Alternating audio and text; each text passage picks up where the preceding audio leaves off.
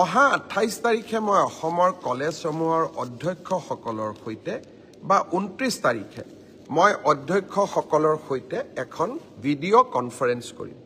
লক্ষ্য এইবাৰ মই তেওঁলোকক নিজে স্পষ্টভাৱে কম যে যি পৰিয়ালৰ ঘৰত ৰেচন কাৰ্ড আছে তেওঁলোকক আমি কলেজ ইউনিভাৰ্চিটি আমি বিনামূলীয়া নামভৰ্তি কৰিম। কোনো স্পৰ্টছৰ বাবেও ফিজ নলওঁ, মেগাজিনৰ বাবেও ফিজ নলওঁ, আমি একোৱেই ফিজ নলওঁ। তেওঁলোকক আমি পোনছাতেই বিনামূলীয়া নামভৰ্তি কৰাৰ সুবিধা দিম। দুই এজনে প্ৰশ্ন কৰিছে যে মই দুখীয়া মানুহ, মোৰ ঘৰত ৰেচন কাৰ্ড নাই, মই বিনামূলীয়া নামভৰ্তি নাপাম নেকি?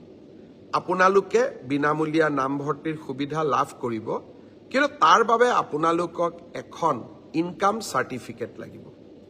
কিন্তু যাৰ ৰেচন কাৰ্ড আছে, ৰেচন কাৰ্ডখনেই ইনকাম চাৰ্টিফিকেট।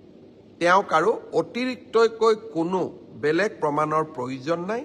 তেওঁলোকে পোনে পোনে কলেজত বিনামূলীয়া নামভৰ্তি কৰিব পাৰিব।